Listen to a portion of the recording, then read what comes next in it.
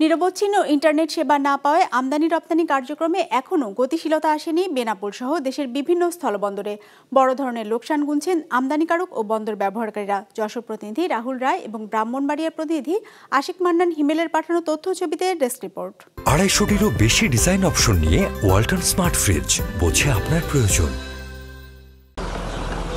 বেনাপোল স্থলবন্দর ভারত থেকে দেশের শিল্প কারখানার বেশিরভাগ কাঁচামাল সহ বিভিন্ন পণ্যের একটি বড় অংশ আমদানি হয় এই বন্দর দিয়ে। কোটা আন্দোলনের জেরে সহিংসতায় দেশজুড়ে ইন্টারনেট বিপর্যয়ে গেল 19 জুলাই থেকে অটোমেশন প্রক্রিয়ার পরিবর্তে ম্যানুয়াল পদ্ধতিতে বন্দরের বিভিন্ন কার্যক্রম সচল হয়, কিন্তু এই প্রক্রিয়ায় কাজের ধীরগতিতে সংকট দেখা দেয়।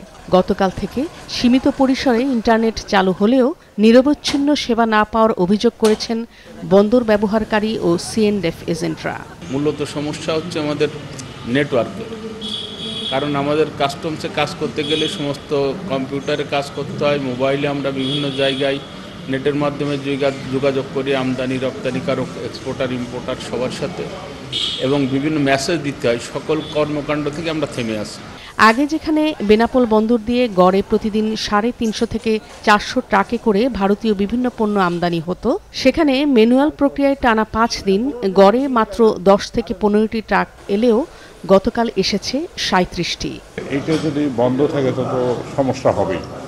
যেখানে আমদানি নির্ভরশীল আমাদের দেশ, আমি মনে করি, কারণ আমাদের বেনাপোলদের যদি ডেইলি 400 ট্রাক পণ্য আসে, চট্টগ্রামে কি পরিমাণ আরও আসতেছে, ঢাকায় সিটিতে আসতেছে, এয়ারপোর্টে আসতেছে, মোংলা আসতেছে, সোনা মসজিদ আসছে, ভুমরা আসছে, বিভিন্ন পোর্ট ইন্ডিয়াতে পণ্য আসছে। আর এই পণ্য যদি বন্ধ থাকে তো আমাদের তো সমস্যা অবশ্যই প্রকট ধারণ করবে। এদিকে নিরবচ্ছিন্ন ইন্টারনেট সেবা না পাওয়ার প্রভাব পড়েছে আখাউড়া স্থলবন্দরেও। স্বাভাবিক সময় এ বন্দর দিয়ে প্রায় $2 লাখ মূল্যের হিমায়িত মাছ, রড, সিমেন্ট, প্লাস্টিক ও ফার্নিচার সহ অন্তত 15 থেকে 20 ধরনের পণ্য রপ্তানি হয়। অথচ গতকাল ইন্টারনেট চালু হলেও মাছ ও সিমেন্ট ছাড়া অন্য কোনো পণ্য রপ্তানি হয়নি, আর আমদানি শূন্যের কোঠায়।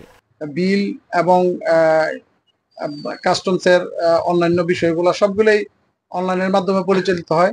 তো যেহেতু অনলাইন বন্ধ, সেহেতু এটা স্থগিত।